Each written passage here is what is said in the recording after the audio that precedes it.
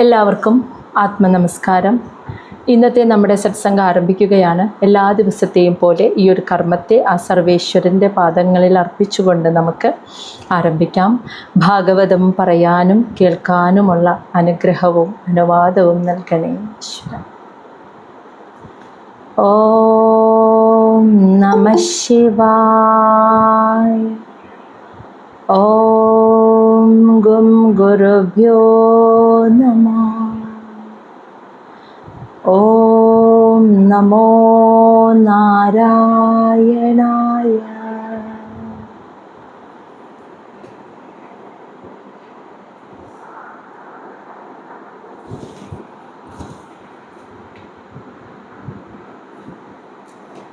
ശ്രീമദ് മഹാഭാഗവതം ചതുർത്ഥസ്കന്ധം അധ്യായം 18 പൃഥു മഹാരാജാവ് ഇനി ഭൂമിയെ കറന്നെടുക്കുന്നതാണ് നമ്മൾ കാണുന്നത്.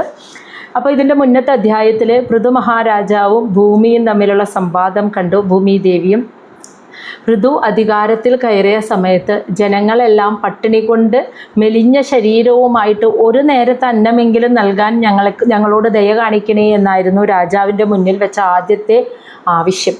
അത് കേട്ടപ്പോൾ എന്തുകൊണ്ടാണ് ഭൂമിദേവി തൻ്റെ സമ്പൽ സമൃദ്ധിയെ, ആ ഔഷധങ്ങളെ ഒക്കെ പിൻവലിച്ചത്, ഉള്ളിലേക്ക് വലിച്ചതാണ് ഇതിന് കാരണം. ഭൂമിയിലൊന്നും സസ്യങ്ങളൊന്നും ഉണ്ടാകുന്നില്ല. അതിന് കാരണം ഭൂമിദേവി എല്ലാത്തിനെയും ഉൾവലിച്ചതാണ് എന്ന് മനസ്സിലാക്കിയപ്പോൾ പൃഥു മഹാരാജാവ് ഭൂമിദേവിയെ വധിക്കാനായിട്ട് ഇറങ്ങാണ്. അപ്പോൾ സൂക്ഷ്മരൂപത്തിലുള്ള ഭൂമിദേവി ഒരു പശുവിൻ്റെ രൂപം ധരിച്ച് ലോകം മുഴുവനും ഓടി രക്ഷപ്പെടാൻ നോക്കിയെങ്കിലും സാധിച്ചില്ല. പൃഥുവിൻ്റെ കയ്യിൽ നിന്നും, രാജാവിൻ്റെ കയ്യിൽ നിന്ന് രക്ഷപ്പെടാൻ കഴിയില്ല എന്ന് മനസ്സിലാക്കിയപ്പോൾ ഭൂമിദേവി കീഴടങ്ങി വധിക്കാൻ വന്ന പൃഥു മഹാരാജാവിനെ തന്നെ ശരണം പ്രാപിച്ചതാണ് നമ്മൾ കണ്ടത്.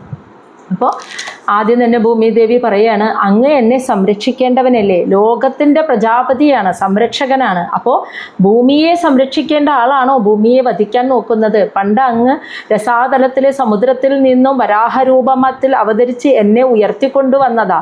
അതേ അങ്ങ് ഇപ്പോൾ പൃഥുവായി ജനിച്ചപ്പോൾ എന്നെ വധിക്കാൻ നോക്കുന്നത് എന്തുകൊണ്ടാണ്? എനിക്ക് മനസ്സിലാവുന്നില്ല. എന്തുകൊണ്ടാണ് സംരക്ഷിക്കേണ്ട കൈകൾ കൊണ്ട് തന്നെ വധിക്കാൻ നോക്കുന്നത്?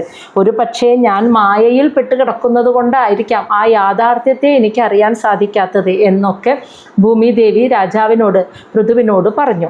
ഇനി എന്താണ് അവർ തമ്മിൽ സംസാരിച്ചത്? അവസാനം പൃഥു മഹാരാജാവ് ഭൂമിയെ കറന്നെടുക്കാൻ എങ്ങനെയാണ് അത് സാധിച്ചത്? അതാണ് നമ്മൾ ഈ 18ാമത്തെ അധ്യായത്തിൽ കാണുന്നത്. ശ്ലോകം 1 മൈത്രേയ ഉവാച. അപ്പോൾ മൈത്രേയ മഹർഷി വിദുരർക്ക് പറഞ്ഞു കൊടുക്കുന്നതാണ്.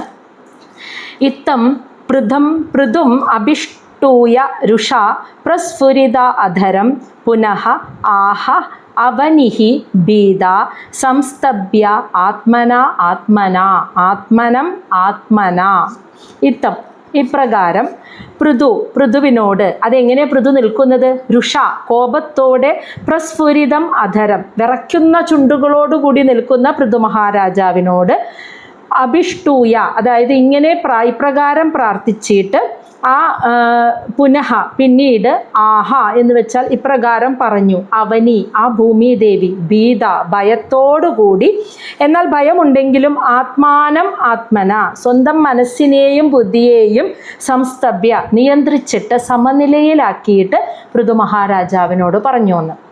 അപ്പോൾ ഇപ്രകാരം രാജാവിനോട് പ്രാർത്ഥിച്ചു. എന്തിനാണ് എന്നെ വധിക്കുന്നത്? അങ്ങ് തന്നെയല്ലേ രക്ഷിക്കാൻ നോക്കിയത് എന്നൊക്കെ പൃഥു മഹാരാജാവിനോട് പറഞ്ഞതിന് ശേഷം ആ ഭയമൊക്കെ ഒന്ന് മാറ്റി, മനസ്സിനെയും ബുദ്ധിയെയൊക്കെ ഒന്ന് നിയന്ത്രിച്ച് സമനിലയിലാക്കി, വികാരങ്ങളെയൊക്കെ നിയന്ത്രിച്ച് സമനിലയിലാക്കിയിട്ട് പൃഥു മഹാരാജാവിനോട് പറയുകയാണ് കേട്ടോ. ഇനിയാണ് ഭൂമിദേവി രാജാവിനെ ഉപദേശിക്കാൻ പോകുന്നത്. നോക്കൂ, മഹാവിഷ്ണുവിൻ്റെ അംശാവതാരമാണ് പൃഥു മഹാരാജാവെങ്കിലും ചില സമയത്ത് ഒരു ഗുരുസ്ഥാനത്ത് നിന്ന് ഉപദേശിച്ചു കൊടുക്കാൻ ഒരാൾ വേണം ശരിയായ വഴിയിലേക്ക് എത്താൻ. അതാണ് ഇപ്പോൾ ഇവിടെ ഭൂമിദേവി പൃഥുവിനെ ഉപദേശിക്കാൻ പോവുകയാണ്. ശ്ലോകം 2 സംനിയച്ച അഭിഭോ മന്യും നിബോധ ശ്രുവിദം ച മേ സർവദഃ സാരം ആദത്തെ യഥാ മധുകരഃ ബുധഃ. ഇവിടെ പറയുന്നത് എന്താണെന്ന് വെച്ചാൽ ഭൂമിദേവി പറയാണ്, സംനിയച്ച എന്ന് വെച്ചാൽ ദയവായിട്ട് ശാന്തനായാലും, അഭിഭോ എന്ന് വെച്ചാൽ അല്ലയോ പൃഥുമഹാരാജാവേ, മന്യും അങ്ങയുടെ കോപത്തെ ശമിപ്പിച്ച് അങ്ങ് ശാന്തനാവുക, മനസ്സൊന്ന് ശാന്തമാക്കുക. എന്നിട്ട് മേ ശ്രുവിധം നിബോധ, എനിക്ക് പറയാനുള്ള കാര്യങ്ങൾ നിബോധ ശ്രദ്ധയോടുകൂടി കേട്ട് മനസ്സിലാക്കുക. ക്ഷമ, ശാന്തത, അതാണ് ആദ്യം വേണ്ടത്.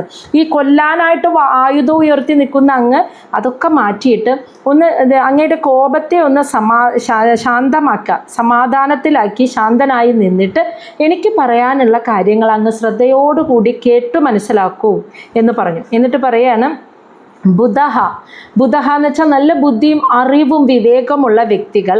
മധുകരഹ യഥ, മധുകരഹ എന്ന് വെച്ചാൽ തേനീച്ചകളെ എന്ന പോലെ, യഥ എന്ന് വെച്ചാൽ എന്ന പോലെ. തേനീച്ചകളുടെ പ്രത്യേകത പല വിധത്തിലുള്ള പൂക്കളാണ് അല്ലേ. നമ്മളൊരു പൂന്തോട്ടത്തിൽ പല നിറത്തിലും പല ഭംഗിയിലുമുള്ള വലുപ്പവും വലുതും ചെറുതുമായിട്ട് പല സുഗന്ധം പരത്തുന്ന നിരവധി പുഷ്പങ്ങളുണ്ട്. ഈ തേനീച്ച ഈ പുഷ്പങ്ങളുടെ ഭംഗിയിൽ നോക്കിയിട്ടല്ല പോകുന്നത്, എല്ലാ പുഷ്പത്തിലും ചെന്നിരുന്ന് അതിൻ്റെ സത്തിനെ, ആ തേനിനെയാണ് വലിച്ചെടുത്തിട്ട് പോകുന്നത്. അവിടെ പുഷ്പങ്ങളുടെ ഭംഗി, നിറം, ആ വകഭേദത്തിലൊന്നും തേനീച്ചയുടെ ശ്രദ്ധ വരുന്നില്ല. തേനീച്ച ശ്രദ്ധിക്കുന്നത് അതിൻ്റെ ഉള്ളിലെ ആ സത്തിനെ മാത്രമാണ്. എന്ന് പറയുന്നത് പോലെ അറിവുള്ളവരും വിവേകികളുമായിട്ടുള്ള ആളുകൾ മധുകരഹ യഥ, തേനീച്ച എന്ന പോലെ സർവതഃ എല്ലാ നടക്കുന്ന കാര്യങ്ങളുടെയും സാരം ആദത്തെ, അതിൻ്റെ ഉള്ളിലുള്ള കഴമ്പിനെ അല്ലെങ്കിൽ അതിൻ്റെ സത്തയെയാണ് സ്വീകരിക്കുന്നത്. പുറമേ കാണുന്ന മോടികളിൽ ഒന്നും അവർ ശ്രദ്ധിക്കില്ല. ആ സംഭവത്തിൻ്റെ ഉള്ളിലെ സത്തയെ മാത്രമേ വിവേകികൾ സ്വീകരിക്കുന്നുള്ളൂ എന്നാണ് പറഞ്ഞു കൊടുക്കുന്നത്. അപ്പോൾ ഇവിടെ ഭൂമിദേവി ഇങ്ങനെ ഒരു സംഭവം ചെയ്തിട്ടുണ്ടെങ്കിൽ അതിൻ്റെ പിന്നിൽ അതിൻ്റെ ഉള്ളിലൊരു കാര്യമുണ്ട്. അതാണ് പറയുന്നത്, വികാരഭരിതനായിട്ട് പെട്ടെന്ന് ഭൂമിദേവിയെ കൊല്ലാൻ പോകുന്നതിനേക്കാൾ മുൻപ് അതിൻ്റെ ഉള്ളിലെ യഥാർത്ഥ കാരണം എന്തെന്ന് മനസ്സിലാക്കുക, സാരത്തെ എടുക്കാൻ അങ്ങ് ശ്രമിക്കണം. അതാണ് പറയുന്നത് രാജാവിനോട്. ആദ്യം തന്നെ കോപത്തെയൊക്കെ ശമിപ്പിച്ച് അങ്ങ് ശാന്തനാവൂ, എന്നിട്ട് ഞാൻ പറയുന്ന കാര്യങ്ങൾ ശ്രദ്ധയോടെ കേട്ട് മനസ്സിലാക്കൂ. ബുദ്ധിയും വിവേകവുമുള്ള ആളുകളെ കൂടുതൽ വികാരം കാണിക്കാതെ തേനീച്ചയെ പോലെ, വകഭേദങ്ങളും ഭംഗിയുള്ള പുഷ്പങ്ങളും ഒന്നുമല്ല, എല്ലാ പൂക്കളുടെയും ഉള്ളിലുള്ള സാരത്തെ മാത്രമേ, ആ തേനിനെ മാത്രമേ അവർ കാണുന്നുള്ളൂ എന്നതുപോലെ നടക്കുന്ന സർവ്വകാര്യങ്ങളുടെ ഉള്ളിലുള്ള ആ സാരത്തെ, ആ സത്തയെ സ്വീകരിക്കുന്നവരാണ് വിവേകികളായിട്ടുള്ള ആളുകൾ. അതാണ് പറഞ്ഞത്. എന്നിട്ട് പറയാണ് ശ്ലോകം 3 അസ്മിൻ ലോകേ അഥവാ അമുഷ്മിൻ മുനിഭിഹി തത്വദർശിഭിഹി ദൃഷ്ട യോഗഃ പ്രയുക്തഃ ച പുംസാം ശ്രേയഃ പ്രസിദ്ധയേ. അസ്മിൻ ലോകേ, ഈ ലോകത്ത് ജീവിക്കുമ്പോഴും, അഥവാ ഇനി അതല്ല, അമുഷ്മിൻ അടുത്ത ജന്മം ജനിച്ചാൽ, ഇപ്പോൾ ഈ ലോകത്ത് ജീവിക്കുമ്പോഴും ഇനി അടുത്ത ജന്മം ജനിച്ചാലും മനുഷ്യർ, പുംസഹ മനുഷ്യർക്ക് ശ്രേയഃ പ്രസിദ്ധയ, ശ്രേയസ് നേടിയെടുക്കാനായിട്ടുള്ള നിരവധി മാർഗങ്ങളെ, അതാണ് യോഗ, നിരവധി മാർഗങ്ങളെയാണ് മുനിഭിഹി നമ്മുടെ ഋഷീശ്വരന്മാർ, തത്വദർശിഭിഹി തത്വജ്ഞാനികളായിട്ടുള്ള യഥാർത്ഥ തത്വത്തെ അനുഭവിച്ചറിഞ്ഞ നമ്മുടെ മഹർഷിമാർ, യോഗ പല പല മാർഗങ്ങളെ ദൃഷ്ട കണ്ട് മനസ്സിലാക്കി, അറിഞ്ഞു മനസ്സിലാക്കുക മാത്രമല്ല, പ്രയുക്തഃ ച ജീവിതത്തിൽ അതിനെ പ്രയോഗിക്കുകയും ചെയ്ത് അറിഞ്ഞവരാണ്.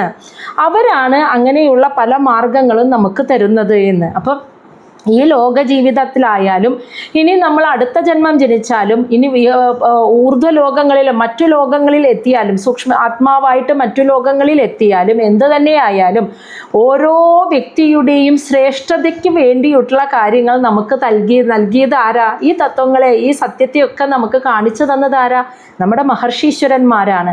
യഥാർത്ഥ തത്വത്തെ മനസ്സിലാക്കിയ ആ ഗുരുപരമ്പരകൾ, ആ ഗുരുക്കന്മാർ ഈ തത്വത്തെ, ആ ഒരു മനുഷ്യനെ അവൻ്റെ ശ്രേഷ്ഠതയിലേക്ക് എത്താനുള്ള വിവിധ മാർഗങ്ങളെ, നിരവധി മാർഗങ്ങളുണ്ട്, ഈ വിവിധ മാർഗങ്ങളെയൊക്കെ കണ്ടറിഞ്ഞ് അതിനുശേഷം സ്വന്തം ജീവിതത്തിൽ പ്രയോഗിച്ചും അറിഞ്ഞ് വിജയിച്ചതിന് ശേഷമാണ് നമുക്കൊക്കെ പറഞ്ഞു തന്നിരിക്കുന്നത്.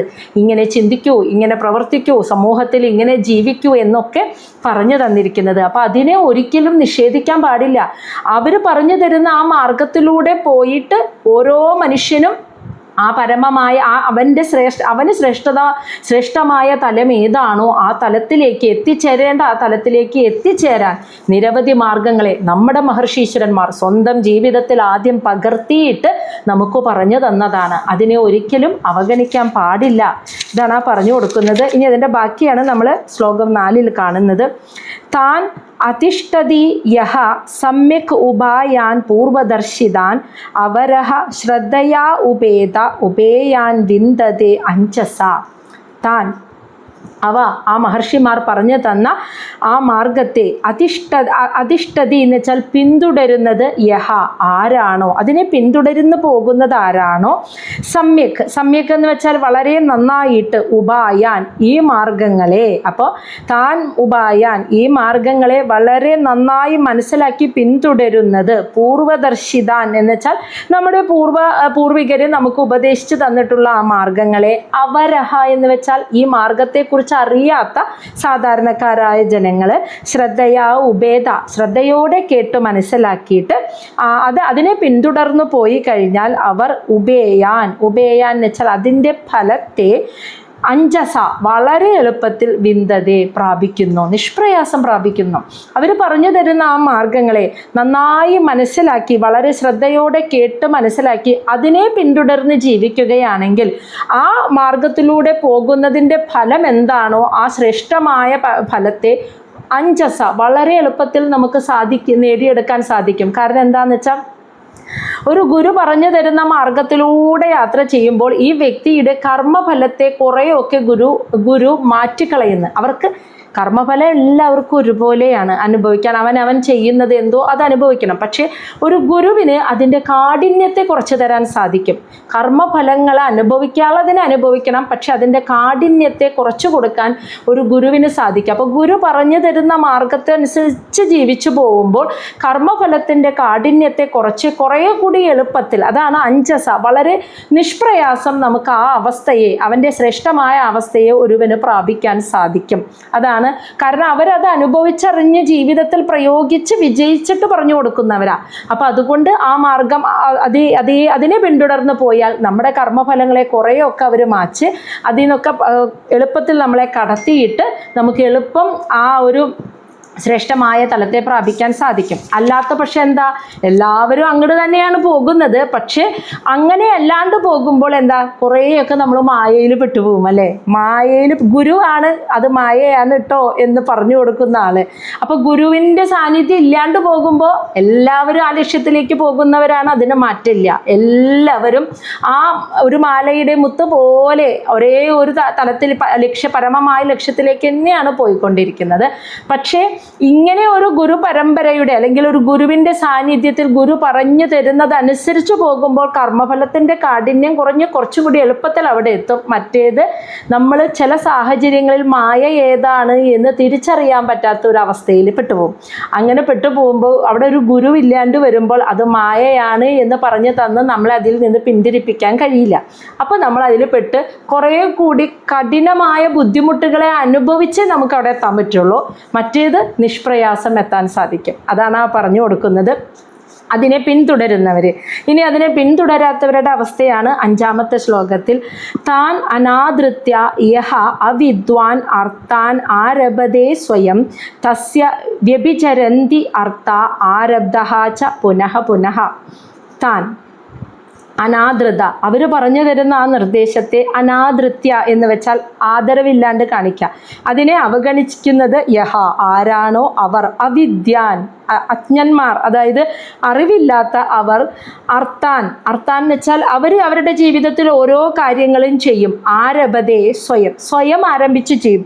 അവരുടെ മനസ്സിൽ തോന്നുന്ന പോലെ അവരവരുടെ ജീവിതത്തിൽ ഓരോരോ കാര്യങ്ങൾ സ്വയം ചെയ്തു കൂട്ടും. സ്വയം ആരംഭിച്ച് അവർ ചെയ്യുന്നു. തസ്യ അവൻ ആ ചെയ്യുന്ന അർത്ഥം എന്ന് വെച്ചാൽ ആ കാര്യങ്ങളിലൊക്കെ വ്യഭിചരന്തി എന്ന് വെച്ചാൽ പരാജയപ്പെട്ടു പോകുന്നു.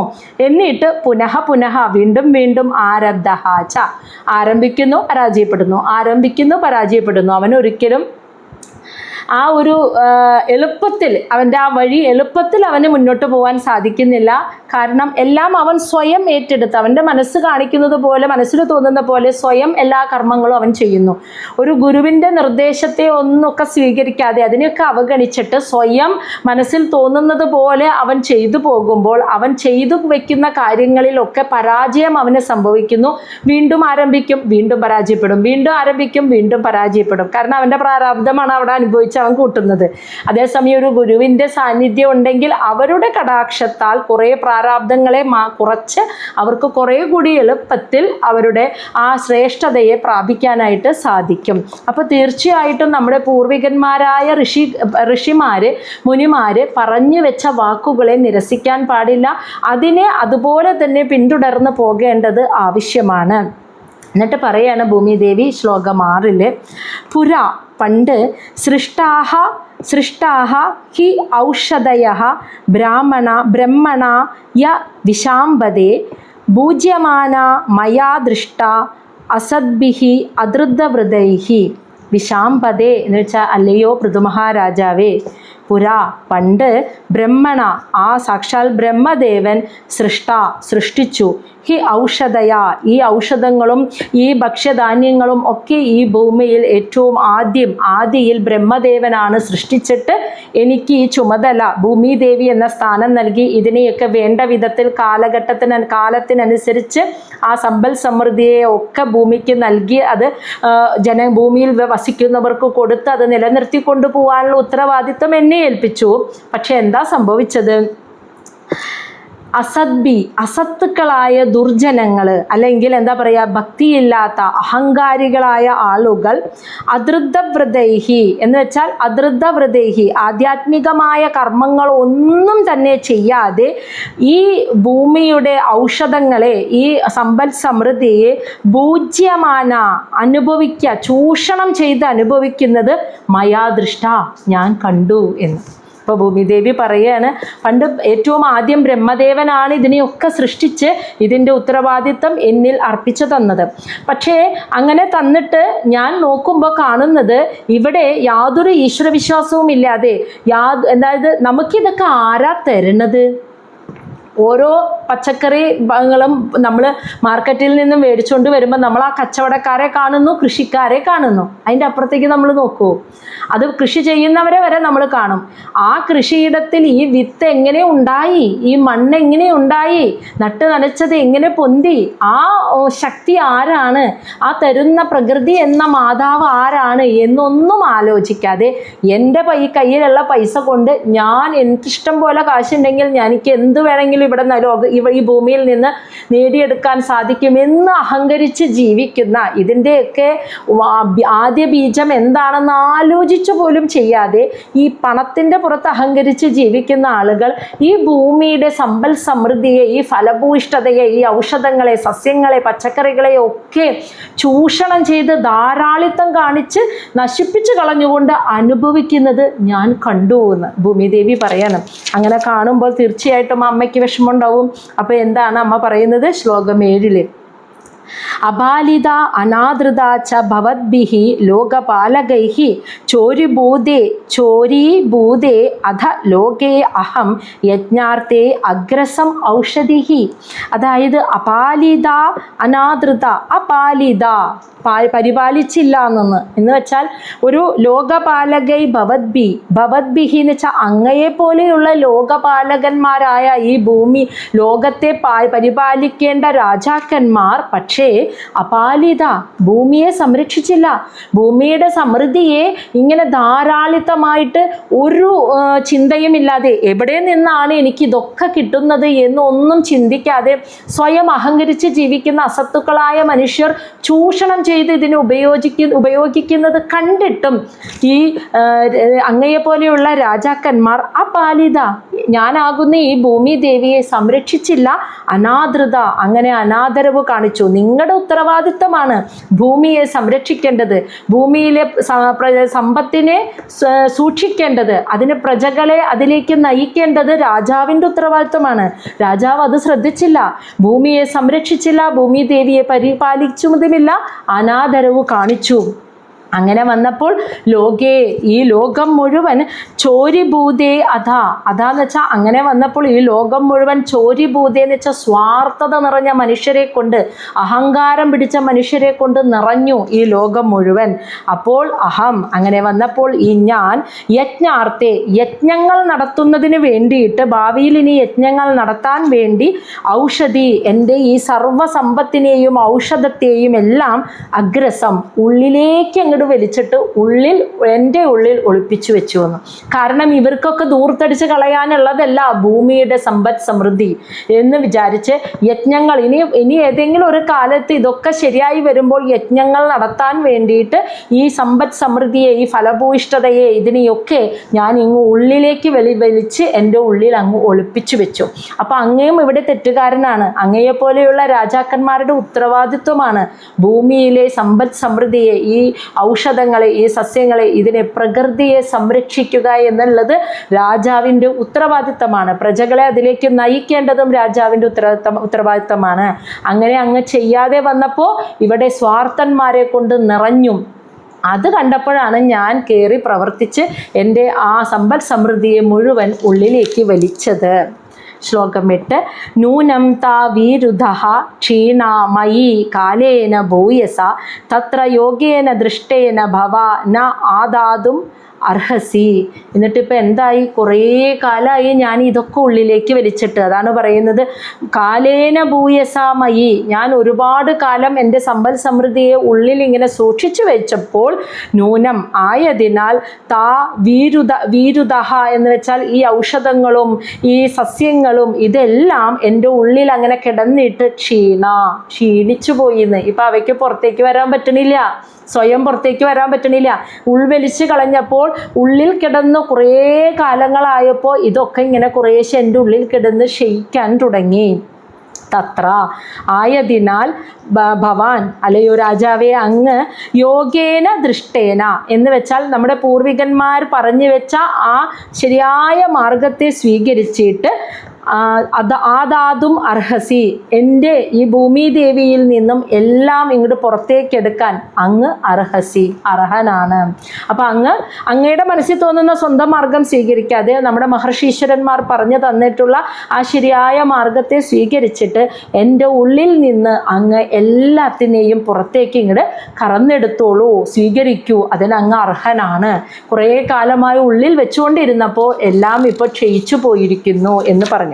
ഇനി കറന്നെടുക്കുക എന്ന് പറഞ്ഞാൽ ഭൂമിദേവി സൂക്ഷ്മരൂപത്തിലുള്ള ആ ദേവി പശുവിൻ്റെ അമ്മ പശുവായിട്ടാണ് നിൽക്കുന്നത്, അപ്പം അറിയാമല്ലോ. അപ്പം ഞാൻ അത് ആ അമ്മ പശുവിൻ്റെ അകിടിൽ നിന്ന് ആ പാല് വരണം അല്ലേ, അതാണ് ആ ഫലഭൂയിഷ്ഠത. ആ ഭൂമിയുടെ ഔഷധങ്ങൾ, സസ്യങ്ങൾ, പച്ചക്കറികൾ എന്നൊക്കെ പറയുന്നത് പാലിൻ്റെ രൂപത്തിലാണ് അമ്മ പശുവിൻ്റെ അകിടിൽ നിന്നും പുറത്തേക്ക് വരിക. നമുക്കറിയാം ഒരമ്മ, മനുഷ്യരാണെങ്കിലും മൃഗങ്ങളാണെങ്കിലും പാല് ചുരത്തുന്നത് കുഞ്ഞിനെ കാണുമ്പോഴാണ്. അമ്മയുടെ മനസ്സിൽ മാതൃവാത്സല്യം വരുമ്പോൾ മാത്രമാണ് അമ്മയുടെ അകിടിൽ നിന്നും പാല് ചുരത്തപ്പെടുന്നുള്ളൂ. അപ്പോൾ തീർച്ചയായിട്ടും ഭൂമിദേവിക്ക് പാല് ചുരത്താൻ പറ്റണമെങ്കിൽ, അമ്മയുടെ അകിടിൽ പാല് നിറയണമെങ്കിൽ അവിടെ ഒരു പൈക്കിടാവ് തീർച്ചയായിട്ടും ഉണ്ടാവണം അല്ലേ. അപ്പോഴാണ് അമ്മ കുഞ്ഞ് എന്ന ഒരു വികാരം അവിടെ വരുള്ളൂ. അമ്മയുടെ ആ മാതൃവാത്സല്യമാണ് അമ്മയുടെ അകിടിലെ പാലിനെ നിറയ്ക്കുന്നത്, മുലപ്പാല് നിറയ്ക്കുന്നത്. അപ്പോൾ അവിടെ തീർച്ചയായിട്ടും ഒരു പൈക്കിടാവ് ആവശ്യമാണ്. അപ്പോൾ നമ്മൾ അന്ന് ഒരു കാര്യം കഴിഞ്ഞ സത്സംഗത്തിൽ പറഞ്ഞത് പ്രത്യേകം ശ്രദ്ധിക്കുക. നമ്മൾ കുട്ടിക്കാലത്ത് ഇപ്പോഴത്തെ നമ്മുടെ മനസ്സ് ചിന്തിക്കരുത്. നമ്മളൊരു കുഞ്ഞായിരിക്കുന്ന ഒരു കാലം, ഒരു 5 വയസ്സ് അല്ലെങ്കിൽ വേണ്ട ഒരു 3 വയസ്സ് വരെയുള്ളൊരു കാലം, ഒരു കുഞ്ഞ് ഏറ്റവും അധികം ആശ്രയിക്കുന്നത് ആരെയായിരിക്കും? സ്വന്തം അമ്മയായിരിക്കും അല്ലേ. അതിന് വിശക്കുന്നുണ്ടോ എന്ന് മനസ്സിലാക്കി അതിന് കൃത്യനേരത്ത് പാലും ഭക്ഷണവും കൊടുത്ത് അതിനെ നോക്കുന്നത് അതിൻ്റെ അമ്മയായിരിക്കും. അപ്പോൾ തീർച്ചയായിട്ടും ആ കുഞ്ഞ് ഏറ്റവും അധികം ആശ്രയിക്കുന്നത്, അമ്മയില്ലെങ്കിൽ ഞാനില്ല, അമ്മയുടെ അടുത്തുനിന്ന് വേറെ ആരുടെ അടുത്തേക്ക് പോയില്ല, അമ്മ മാത്രം എന്ന് ആ കുഞ്ഞ് പൂർണ്ണമായും ഡിപ്പെൻഡ് ചെയ്യുന്നത്, സറണ്ടർ ആയിരിക്കുന്നത് അല്ലെങ്കിൽ ആശ്രയിക്കുന്നത് അമ്മയെയാണ് അല്ലേ. അങ്ങനെ ആശ്രയിക്കുന്ന ഒരു കുഞ്ഞടുത്ത് വരുമ്പോഴാണ് അമ്മയുടെ അകിടിൽ പാല് ഉണ്ടാകുന്നതും അമ്മയുടെ മനസ്സിൽ ആ മാതൃവാത്സല്യം വരുന്നതും. അതാണ് ഒരു അമ്മയും കുഞ്ഞും തമ്മിലുള്ള ബന്ധം എന്ന് പറയുന്നത്. ഇവിടെ പ്രകൃതി എന്ന ആ മാതാവ് അമ്മയായിട്ട് അമ്മ പശുവായിട്ടാണ് നിൽക്കുന്നത്. ഭൂമിദേവി എന്ന് പറഞ്ഞാൽ ആ പ്രകൃതി എന്ന മാതാവ് അമ്മ പശുവായിട്ട് നിൽക്കുമ്പോൾ 100% അമ്മയെ ഡിപ്പെൻഡ് ചെയ്ത് അമ്മയിൽ പൂർണ്ണമായി സമർപ്പിച്ചു കഴിയുന്ന ഒരു ഭക്തൻ അവിടെ ഉണ്ടാവണം, അല്ലേ? ഒരു പശുക്കിടാവിനെ പോലെ തന്നെ, മനസ്സിലാകുന്നുണ്ടല്ലോ? ഒരു പശുക്കിടാവ് അമ്മയെ എങ്ങനെ ആശ്രയിക്കുന്നു? പൂർണ്ണമായും അമ്മയെ ആശ്രയിച്ചാണ് ഒരു കുഞ്ഞ് നിൽക്കുന്നത്. ഒരു 3 വയസ്സ് വരെ 2 വയസ്സ് വരെയുള്ള ഒരു കുഞ്ഞ് നിൽക്കുന്നത്. അപ്പോൾ ആ സമയത്ത് അമ്മയും കുഞ്ഞും എങ്ങനെയാണ്? അമ്മയുണ്ടെങ്കിൽ കുഞ്ഞു വേണം, കുഞ്ഞുണ്ടെങ്കിൽ അമ്മയും വേണം. ഇത് പറഞ്ഞ പോലെ ഇവിടെ പ്രകൃതി എന്ന മാതാവ് അമ്മ പശുവായി നിൽക്കുമ്പോൾ അമ്മയുടെ അകിടിൽ പാല് വരണമെങ്കിൽ 100% ആ അമ്മയെ ആശ്രയിക്കുന്ന ഒരു പൈക്കിടാവ് അവിടെ വരണം, അല്ലേ? പശുക്കിടാവായിട്ട് വരുന്നത് അപ്പോൾ ആരായിരിക്കണം? അങ്ങനെ ഒരു പശുക്കിടാവ് വന്നാലേ ഞാനാകുന്ന ഭൂമിദേവിയുടെ അകിടിൽ പാല് വരുള്ളൂ. അതാണ് ഭൂമിദേവി പറയുന്നത്, എന്നിൽ 100% എല്ലാം ആ പ്രകൃതിയാണ് എനിക്ക് തരുന്നത്. എൻ്റെ കഴിവ് കൊണ്ടോ എൻ്റെ ശക്തി കൊണ്ടോ അല്ല. ഞാൻ ഇന്ന് ഉണ്ണുന്ന ഓരോ ധാന്യമണിയും ഓരോ പച്ചക്കറിയും, വിശപ്പ്, ദാഹം മാറ്റുന്ന ജലം, ഇതൊക്കെ പാകം ചെയ്യാനുള്ള അഗ്നി, ഞാൻ ചവിട്ടി നിൽക്കുന്ന ഭൂമി, ഞാൻ വലിക്കുന്ന ശ്വാസം, ഇതെല്ലാം എനിക്ക് നൽകുന്ന ചൂട്, തണുപ്പ്, ഇതെല്ലാം നൽകുന്ന ഈ പ്രകൃതി ഇല്ലെങ്കിൽ ഞാനില്ല. പ്രകൃതി ഉണ്ടെങ്കിലേ ഞാനുള്ളൂ. പ്രകൃതിയാണ് എൻ്റെ അമ്മ, ഞാൻ മകനാണ് അല്ലെങ്കിൽ ഞാൻ മകളാണ് എന്ന് കരുതുന്ന നിഷ്കളങ്കമായ, ഒരല്പം പോലും സ്വാർത്ഥ ചിന്തയില്ലാത്ത മനസ്സോട് കൂടിയിട്ടുള്ള ഒരു ഭക്തൻ അവിടെ പൈക്കിടാവായി വരണം, അല്ലേ? അങ്ങനെ ഒരു പൈക്കിടാവ് വേണം. ശരിക്കും ഒരു അമ്മയും കുഞ്ഞും പോലെ 100% അമ്മയിൽ സറണ്ടറായിരിക്കുന്ന കുഞ്ഞായിരിക്കുന്നത് പോലെ മനസ്സുള്ള ഒരു പൂർണ്ണമായും ആ പ്രകൃതിയുടെ പാദങ്ങളിൽ ശരണാഗതി അടഞ്ഞ മനസ്സോടു കൂടിയിട്ടുള്ള ഒരു ഭക്തൻ അവിടെ പശുക്കിടാവായി വരണം. അതുമാത്രം പോരാ. അപ്പം അമ്മയുടെ ആ കിടാവ് അടുത്തേക്ക് വരുമ്പോൾ തീർച്ചയായിട്ടും അമ്മയ്ക്ക് അകിടിൽ ആ വാത്സല്യം വരും, പാല് നിറയും, അല്ലേ? അതായത് അങ്ങനെ ഒരു ഭക്തൻ ആവശ്യപ്പെട്ടാൽ പ്രകൃതി തീർച്ചയായും എല്ലാ സമൃദ്ധിയെയും അവന് കൊടുക്കും. അപ്പം അമ്മ തയ്യാറായി, പശുക്കിടാവ് തയ്യാറായി. അമ്മയുടെ അകിടിൽ പാല് നിറഞ്ഞു കഴിഞ്ഞാൽ ഇനി കറന്നെടുക്കാൻ ഒരു കറവക്കാരൻ വേണം, കറന്നൊഴിക്കാൻ ഒരു പാത്രവും വേണം. ഇത്രയും കാര്യങ്ങൾ എത്രയും വേഗം തയ്യാറാക്കുക, ഇതാണ് ഭൂമിദേവി പറഞ്ഞത്. അതാണ് നമ്മൾ 9-10 ശ്ലോകങ്ങളിൽ കാണുന്നത്. വത്സം കൽപ്പയേ മേ വീര യേന അഹം വത്സല തവ ദോക്ഷ്യേ ക്ഷീരമയാൻ കാമാൻ അനുരൂപം ച ദോഹനം ദോഗ്ധാരം ച മഹാബാഹോ ഭൂതാനാം ഭൂതഭാവനഃ അന്നം ഈപ്സിതം ഊർജസ്വത് ഭഗവൻ വാഞ്ചതേ യതി. വത്സം, ഒരു പൈക്കിടാവ്, കൽപ്പയേ മേ, എൻ്റെ മുന്നിൽ എത്രയും വേഗം തയ്യാറാക്കൂ വീര, അല്ലയോ രാജാവേ, യേന അഹം, അപ്പോൾ ഞാൻ, വത്സല, വാത്സല്യത്തോടെ ആ കുഞ്ഞിന് പാല് ചുരത്തി കൊടുക്കുമ്പോൾ, തവ, അങ്ങയുടെ, ക്ഷീരമയാൻ കാമാൻ, പാല് നേടണമെന്ന് അങ്ങയുടെ ആഗ്രഹം അവിടെ ദോക്ഷ്യ, പൂർത്തീകരിക്കപ്പെടും. അതിന് അനുരൂപനായ, അനുയോജ്യനായിട്ടുള്ള, അതിനർഹതയുള്ള ഒരു പശുക്കിടാവിനെ വേണം. ദോഹനം, പാൽ കറന്നൊഴിക്കാൻ ഒരു പാത്രം വേണം. ദോഗ്ധാരം, ഒരു കറവക്കാരനും വേണം. ഹേ മഹാബാഹോ, അല്ലയോ രാജാവേ, ഭൂതഭാവനഃ, അങ്ങ് സർവചരാചരങ്ങളുടെയും പരിപാലകനാണ്. ആയതിനാൽ ഭൂതാനാം, എല്ലാ ജീവസത്തുക്കൾക്കും, ഊർജസ്വത്, ഊർജത്തെ കൊടുക്കുന്ന, അന്നം, ഭക്ഷണം, ഈപ്സിതം, നേടണമെന്ന് ഉള്ള ആഗ്രഹം, അത് വാഞ്ചതേ യതി, അങ്ങ് അത് ആഗ്രഹിക്കുന്നുണ്ടെങ്കിൽ, അവർക്ക് ഭക്ഷണം നേടിക്കൊടുക്കണമെന്ന് അങ്ങ് ആഗ്രഹിക്കുന്നുണ്ടെങ്കിൽ എത്രയും പെട്ടെന്ന് ഒരു പൈക്കിടാവ്, ഒരു കറവക്കാരൻ, പാല് കറന്നൊഴിക്കാൻ ഒരു പാൽപാത്രവും തയ്യാറാക്കൂ. അതുമാത്രമല്ല, ശ്ലോകം 11 സമാം ചാകുരു മാം രാജൻ ദേവവൃഷ്ടം യഥാ പയഃ അപർത്തൗ അഭിഭദ്രം തേ വർത്തേത മേ വിഭോ. അല്ലയോ രാജൻ, അല്ലയോ രാജാവേ, ഹേ വിഭോ, അങ്ങ് സമാം ചകുരുമാം, എന്നെ സമനിരപ്പാക്കൂ. എന്നിട്ട് ദേവവൃഷ്ടം യഥാപയ, ദേവേന്ദ്രൻ്റെ അനുഗ്രഹത്താൽ ഭൂമിയിൽ മഴ പെയ്യുമ്പോൾ ആ പയ, ആ ജലം എപ്രകാരമാണോ അപാർത്തൗ അഭി, വർഷമില്ലാത്ത, മഴയില്ലാത്ത കാലത്ത് ഭൂമിയിൽ നിലനിൽക്കണമെങ്കിൽ ഉപാവർത്തതയെന്ന് വെച്ചാൽ മഴയില്ലാത്ത കാലത്തും ഭൂമിയിൽ ആ നനവ്, ആ ഈർപ്പം നിലനിൽക്കണമെങ്കിൽ അങ്ങ് എന്നെ സമനിരപ്പാക്കണം. ഇപ്പോൾ ഭൂമി മുഴുവനും ഇങ്ങനെ പർവ്വതങ്ങൾ കൊണ്ട് നിറഞ്ഞു നിൽക്കുകയാണ്. അപ്പോൾ വെള്ളം കെട്ടി നിൽക്കില്ല. അപ്പോൾ ദേവേന്ദ്രൻ്റെ അനുഗ്രഹത്താൽ മഴ പെയ്തു കഴിഞ്ഞാലും മഴയില്ലാത്ത കാലത്തും ഭൂമിയിൽ എന്നിൽ ഈ വെള്ളം, ജലാംശം നിലനിൽക്കണം, ഈർപ്പം നിലനിൽക്കണം. എന്നാലേ കൃഷിയിലൂടെ ധാന്യങ്ങളും സസ്യങ്ങളും ഒക്കെ ഉണ്ടാക്കാൻ പറ്റുള്ളൂ. അതിനാദ്യം തന്നെ എന്നെ സമാംച കുരു മാം, എന്നെ ആദ്യം തന്നെ ഒന്ന് സമനിരപ്പാക്കൂ. ഇത്രയും കാര്യങ്ങളാണ് ഭൂമിദേവി പൃഥുവിനോട് പറഞ്ഞത്. ശ്ലോകം 12. ഇതി പ്രിയം ഹിതം വാക്യം ഭുവ ആദായ ഭൂപതി വത്സം കൃത്വാ മനും പാണൗ അദൂഹത് സകല ഔഷധി. ഇപ്രകാരം പ്രിയമായതും, അതായത് സന്തോഷം നിറഞ്ഞതും, ഹിതം എല്ലാവർക്കും ഗുണകരവുമായ ഭുവഹ വാക്യം ഭൂമിദേവിയുടെ വാക്കുകളെ കേട്ടിട്ട് ഭൂപതി പൃഥുമഹാരാജാവ് ആദായ അതിനെയൊക്കെ സ്വീകരിച്ചിട്ട് ആദ്യം തന്നെ മനും സ്വയംഭൂവ മനുവിനെ വത്സം കൃത്വ പശുക്കിടാവായി കൊണ്ടുവന്ന് നിർത്തി. കാരണം ആ അമ്മയ്ക്ക് പാല് കൊടുക്കാൻ തോന്നണമെങ്കിൽ അതിനർഹതയുള്ള പുത്രൻ പശുക്കിടാവായിട്ട് വരാനുള്ളത് സ്വയംഭൂവ മനുവാണ്. പിതാമഹനായ സ്വയംഭൂവ മനുവിനെ പൈക്കിടാവായി കൊടുന്ന് നിർത്തി. കറവക്കാരനായിട്ട് പൃഥുവും ചെന്നു. പൃഥുവിൻ്റെ കൈകളാണ് പാല് കറന്നൊഴിക്കാനുള്ള പാത്രമാക്കിയത്. അങ്ങനെ സകല ഔഷധങ്ങളെയും അദ്ദേഹം അദൂഹത് ഭൂമിദേവിയിൽ നിന്നും കറന്നെടുത്തു. ഇനി ശ്ലോകം 13. തഥാ അപരേച്ച സർവത്ര സാരം ആദദേ ബുധ തതഃ അന്യേ യഥാകാമം ദുദൂഹു പൃഥുഭാവിതം. തഥാ അനന്തരം അപരെ മറ്റുള്ളവരും ഇതേ ബുധാഹ ബുദ്ധിയും വിവേകവുമുള്ള മറ്റുള്ള ആളുകളും ഇതേപോലെ സാരം സർവത്ര ആദതേ എല്ലാത്തിൻ്റെയും ആ ഉള്ളിലെ സത്തയെ സ്വീകരിക്കാൻ തുടങ്ങി. തതഹ അനന്തരം അന്യേ ഓരോരുത്തരും മറ്റുള്ളവരൊക്കെ യഥാകാമം എന്താണോ അവർ ആഗ്രഹിക്കുന്നത് അത് പൃഥുഭാവിതാം പൃഥുമഹാരാജാവിനാൽ നിയന്ത്രിക്കപ്പെട്ടു നിൽക്കുന്ന ആ ഭൂമിദേവിയിൽ നിന്നും ദുദൂഹു കറന്നെടുത്തു എന്ന്. അപ്പോൾ പൃഥുമഹാരാജാവ് ആദ്യം തന്നെ അദ്ദേഹത്തിൻ്റെ ആഗ്രഹം ഭൂമിയുടെ ഫലഭൂഷ്ഠതയാണ്. ആ ഔഷധങ്ങളൊക്കെ സ്വയംഭൂവ മനു ആകുന്ന പിതാമഹനെ പൈക്കിടാവായി നിർത്തിയിട്ട് പൃഥുമഹാരാജാവ് കറവക്കാരനായി ചെന്ന് സ്വന്തം കൈ പാൽപാത്രമാക്കിയിട്ട് അതിലേക്ക് പാലാകുന്ന ഔഷധങ്ങളെ ആ അമ്മയിൽ നിന്നും കറന്നെടുത്തു. തുടർന്ന് മറ്റുള്ളവരും അവരവരുടെ ആവശ്യങ്ങൾക്കനുസരിച്ച് ആ അമ്മ പശുവിൽ നിന്നും കറന്നെടുക്കുകയാണ്. അതാരൊക്കെയാണെന്നാണ് ഇനി പറയുന്നത്. ശ്ലോകം 14. ഋഷയഃ ദുദൂഹു ദേവി ഇന്ദ്രിയേഷു അധസത്തമ വത്സം ബൃഹസ്പതിം കൃത്വാ പയാ ചന്ദോമയം ശുചി. തുടർന്ന് ഋഷയഃ മഹർഷിമാരാണ് വന്നത്.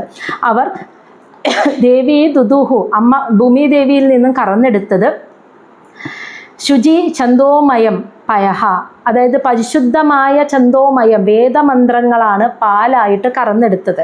ആ പാല് കറന്നെടുക്കാനായിട്ട് പൈക്കിടാവായി കൊണ്ടുവന്ന് നിർത്തിയത് വത്സം ബൃഹസ്പതിയും ബൃഹസ്പതിയെ പൈക്കിടാവായി കൊണ്ടുവന്ന് നിർത്തി പാൽപാത്രമായിട്ട് ഇന്ദ്രിയങ്ങളെ പാൽപാത്രമാക്കിയെന്ന് സത്തമാ. അത് മൈത്രേയ മഹർഷി വിതുരരെ വിളിക്കുകയാണ്. അല്ലയോ വിതുരരെ, പൃഥുവിന് ശേഷം മഹർഷിമാരാണ് ചെന്നത്. അവർക്ക് വേണ്ടത് വേദമന്ത്രങ്ങളാണ്. അപ്പോൾ വേദമന്ത്രങ്ങളാകുന്ന പാലാണ്.